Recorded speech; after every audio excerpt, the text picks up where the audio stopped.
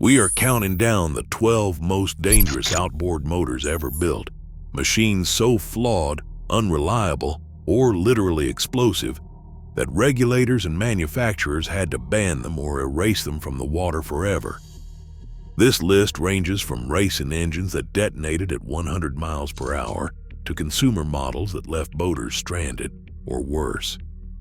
It exposes catastrophic engineering missteps, fire hazards, and corporate cover-ups the industry tried to keep hidden.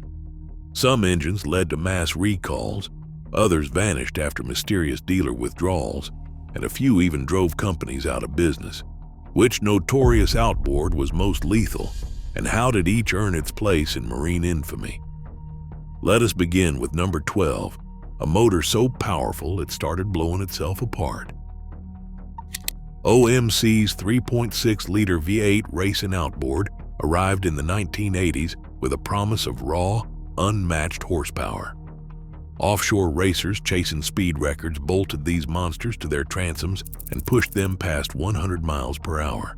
But the engine's overstressed two-stroke block and fragile bearings could not handle the brutal forces.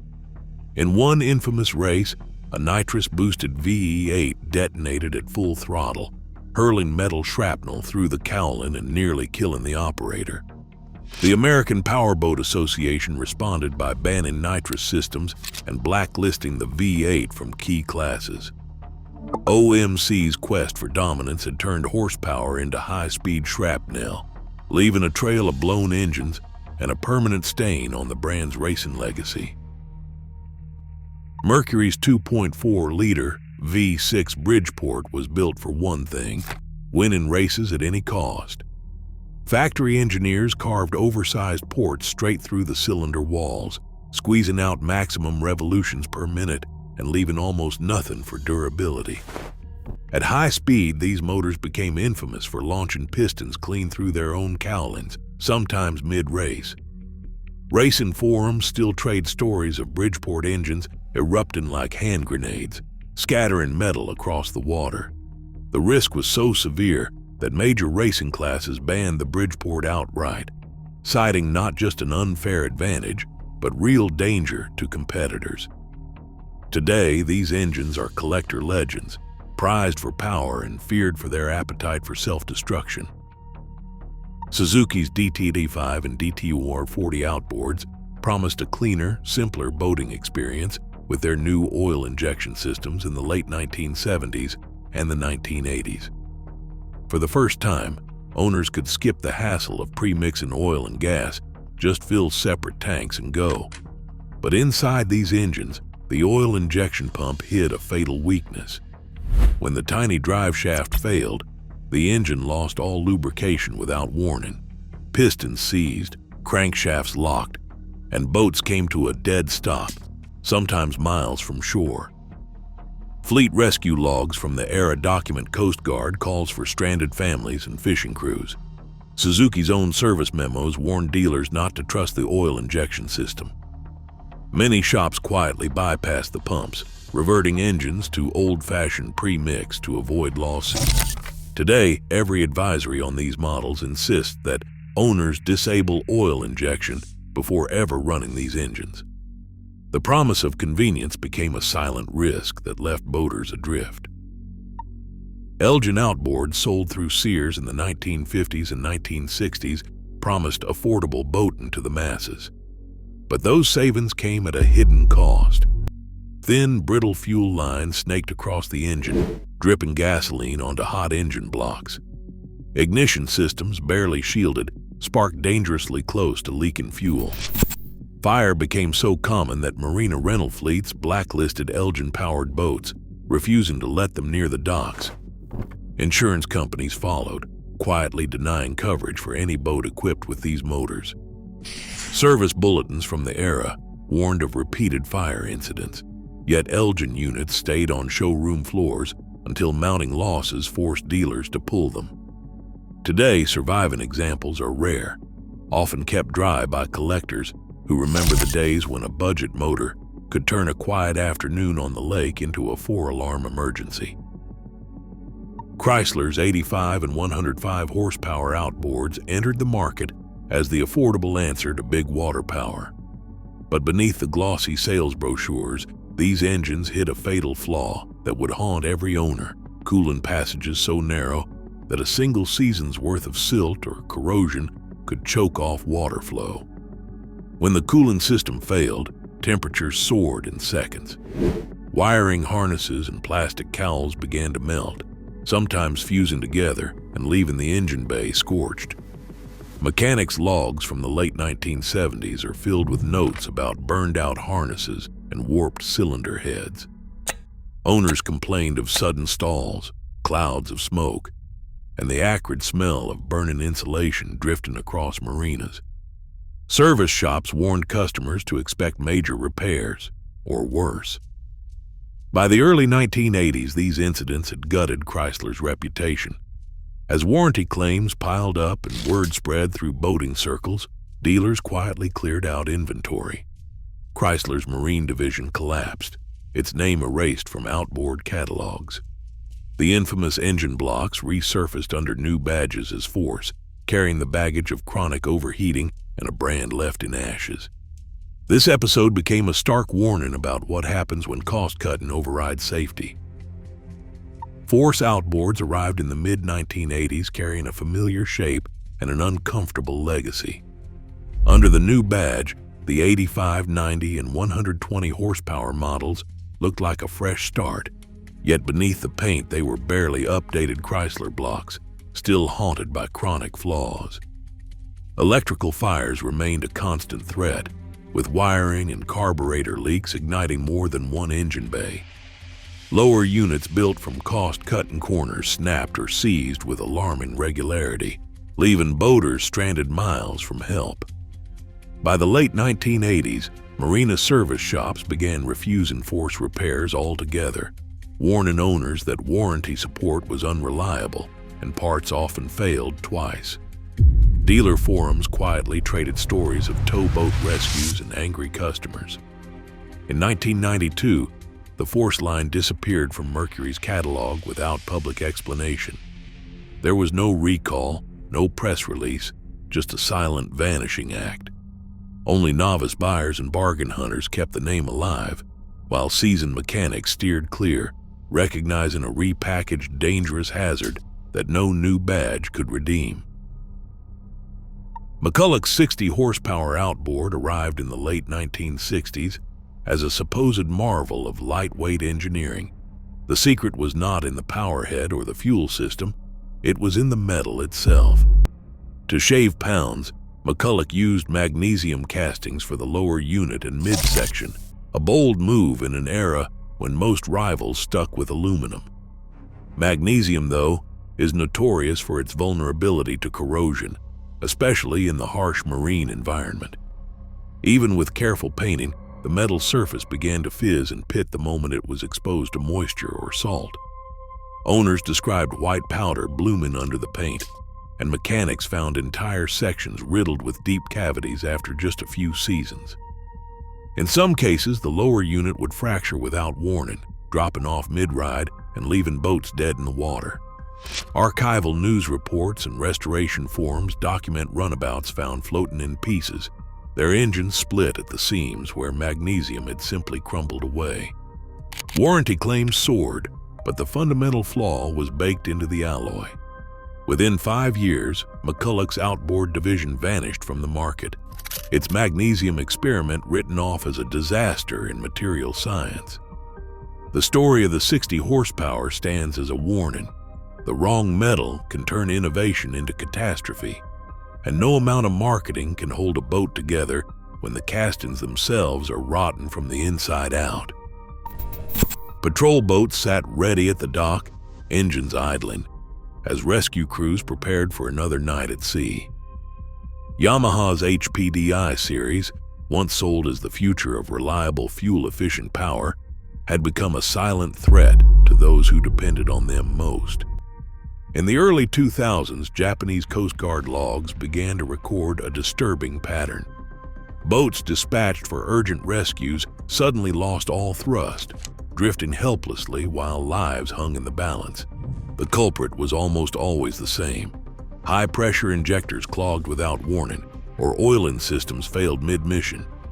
Engines seized, alarms blared, and crews found themselves stranded miles offshore, unable to reach those in distress. Internal service advisories circulated quietly, warning fleet operators of the risks, but there was no public recall, just a wave of silent withdrawals from government and rescue fleets. Yamaha's own bulletins urged extreme caution, but the damage was done. Across Asia and beyond, HPDI-powered patrol boats were pulled from duty, their promise of modern technology shattered by a flaw that turned every rescue into a gamble. For rescue teams, the HPDI's unreliability was not just an inconvenience. It was a risk measured in human lives, and a lesson that some engineering shortcuts can never be forgiven. Word spread quickly among boaters when the Mercury Optimax 225 first hit the market in 2000. Advertised as a breakthrough in clean, fuel-efficient power, it was Mercury's answer to tightening emissions rules and rising consumer demand for reliability. But under the cowl, a hidden danger was building.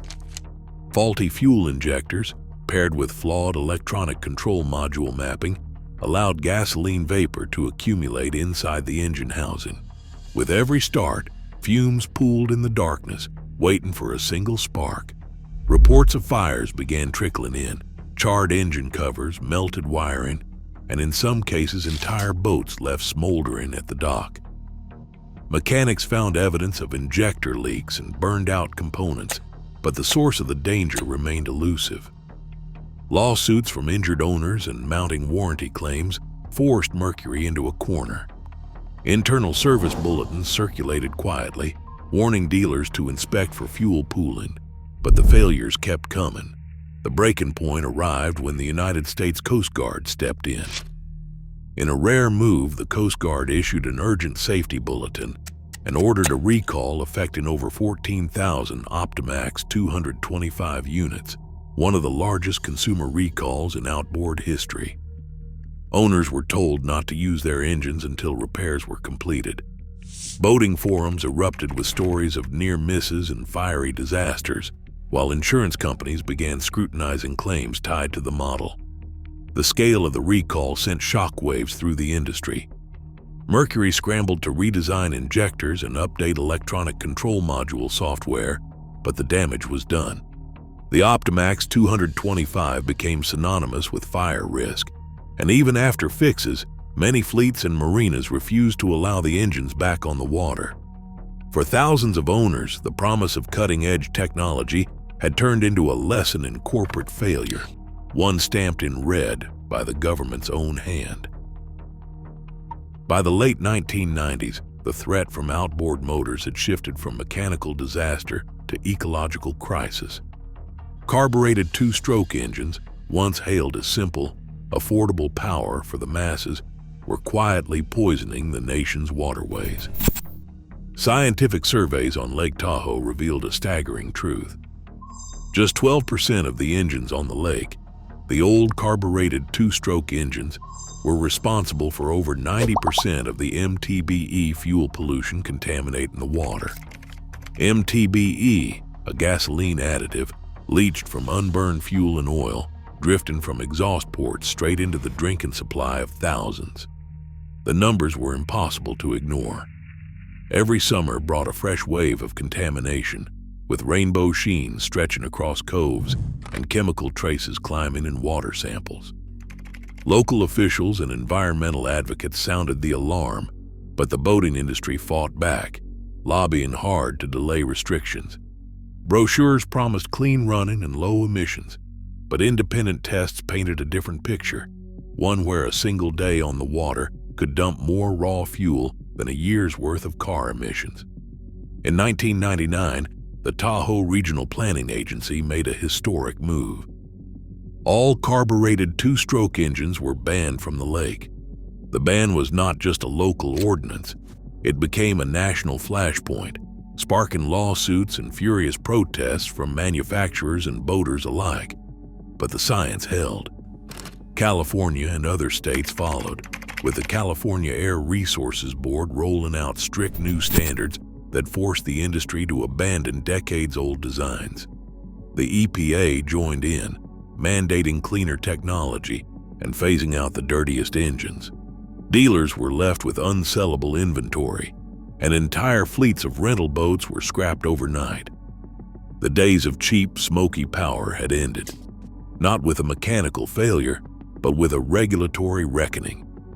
The ban on carbureted two-stroke engines did not just change the rules, it redrew the line between progress and catastrophe, proving that sometimes the greatest danger is not what happens to the engine, but what it leaves behind. On paper, Honda's BF100 and BF130 outboards looked like the dawn of a new era. These were the first mass-market fuel-injected four-strokes in the marine world, sold as quiet, clean, and almost maintenance-free. Boaters lined up for them, trusting the Honda badge and the promise that electronics would finally make outboards as reliable as their cars. But on the water, a hidden flaw lurked behind the digital controls. At the heart of these engines sat an electronic control module known as ECM, paired with a main relay that governed every spark and injection pulse. When the relay failed, or the ECM glitched, the result was instant and total shutdown. No warning, no limp mode, just dead silence. Offshore, this was not just an inconvenience, it was a nightmare. Owner logs and distress call records from the late 1990s tell the same story. Engines cutting out at speed, miles from land, leaving families and fishermen drifting helplessly in open water. Some managed desperate radio calls for help. Others waited for hours as currents pulled them farther from safety. The randomness of the failure made it impossible to predict or prevent. Mechanics and dealers could not replicate the issue in the shop, and no error codes pointed to a fix. Instead, internal dealer memos began circulating quietly, advising shops to pull unsold BF100s and BF130s from the floor, and to replace relays and electronic control modules on any units with unexplained shutdowns. There was no official recall, no public admission from Honda. Instead, a silent service campaign swept through authorized dealers. Technicians swapped out parts behind closed doors, often without a word to customers. Some engines were quietly bought back, others retrofitted with updated electronics. Boating forums from the era filled with anxious posts, owners trading serial numbers, warning each other to carry paddles or backup motors. For a generation raised on the myth of Honda reliability, the shock was profound. The BF100 and BF130 were not recalled by government order, but their reputation was gutted by the reality of modern electronics gone rogue. In the end, these engines vanished from dealer lots almost as quietly as they had appeared. The lesson was chilling. In the digital age, a single failed relay could be as deadly as a burst fuel line. And the industry's desire for secrecy sometimes left boaters alone with the consequences. A new era of outboard technology arrived in 1999, wrapped in the promise of clean power and cutting-edge engineering.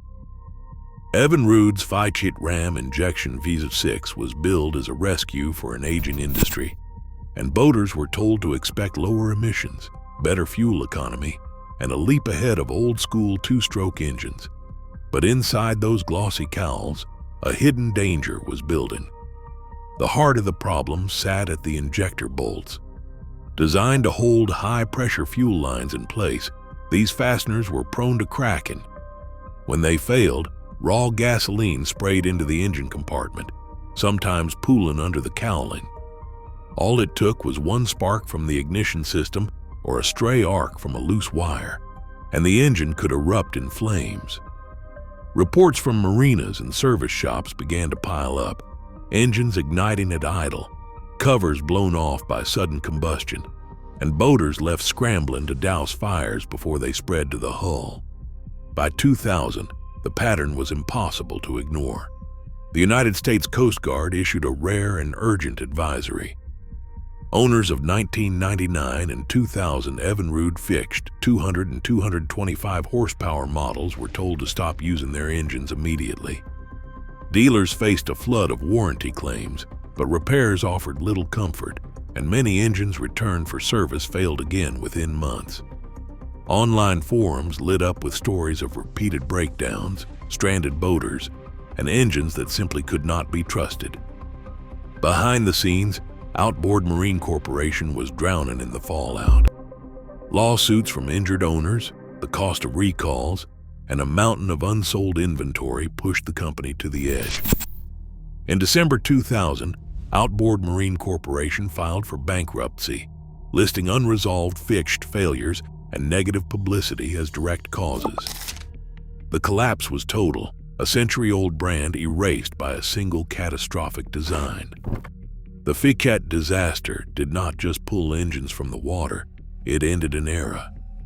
Coast Guard advisories, burned-out marinas, and a wave of bankrupt dealers left a scar the industry still remembers.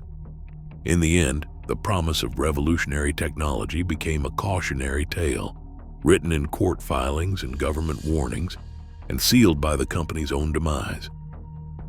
Across all 12 bands, one truth emerges. Innovation unchecked by accountability breeds disaster. These outboards were not just mechanical failures. They were warnings ignored, profits prioritized over safety. Today, every new engine is shaped by the scars of these mistakes.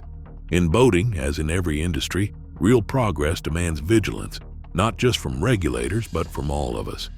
Stay alert, and the water stays safer.